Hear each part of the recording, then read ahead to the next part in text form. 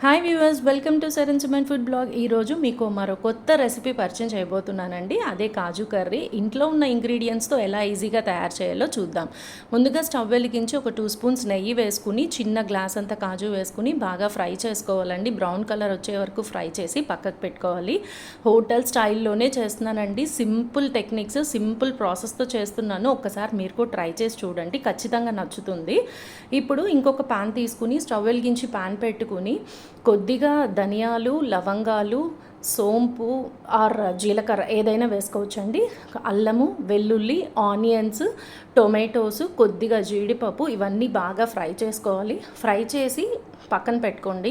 So ఇదంతా కూడా mixie జార్లో వేసేసుకొని పేస్ట్ తయారు చేసి పెట్టుకోండి. ఈ కాజు కర్రీ చాలా బాగుంటుందండి. సింపుల్ అండ్ ఈజీ ప్రాసెస్ అనమాట.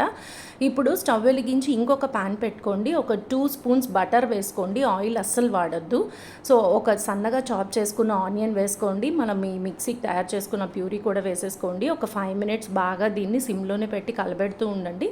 ఇప్పుడు ఒక స్పూను గరం మసాలా, తగినంత కారం, సాల్ట్, ఈ 3 మాత్రం కొద్దిగా వాటర్లో కలిపి మిక్స్ చేసేసుకోవాలి. పాల మీద మీగడ వేసుకున్న చాలా బాగుంటుందండి ఈ రెసిపీకి. సో ముందుగా మనం ఫ్రై చేసి పెట్టుకున్న కాజు కూడా వేసేసుకొని మొత్తం ఒకసారి బాగా కలబెట్టేసుకోండి. సో ఫైనల్గా సన్నగా తరిగిన కొత్తిమీరతో గార్నిష్ చేసుకుంటే చాలా టేస్టీగా ఉండే కాజు కర్రీ రెడీ అయిపోతుంది. సో వన్స్ రెడీ అయిపోయిన తర్వాత వేడి వేడి చపాతీతో సర్వ్ చేసుకుంటే చాలా బాగుంటుంది. సో తప్పకుండా ఈ రెసిపీ మీరు ట్రై చేయండి. మీకు ఈ వీడియో నచ్చినట్టయితే please like, share and comment. Thank you.